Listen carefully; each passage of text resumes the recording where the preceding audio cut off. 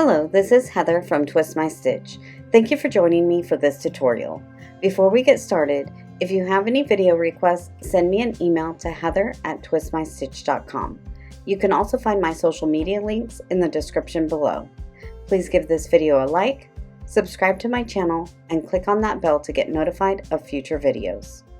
In this tutorial, we're going to be working the crossed double crochet. So the crossed double crochet is essentially 2 double crochets.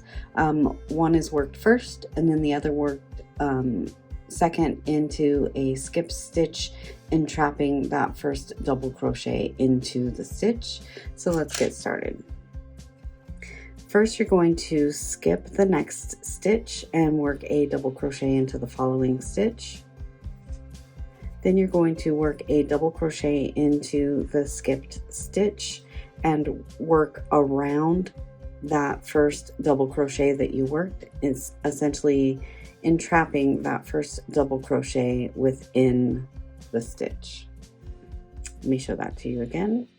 We're going to skip this stitch, work a double crochet into this stitch, work a double crochet into the skipped stitch, entrapping that first double crochet in the middle of the second double crochet.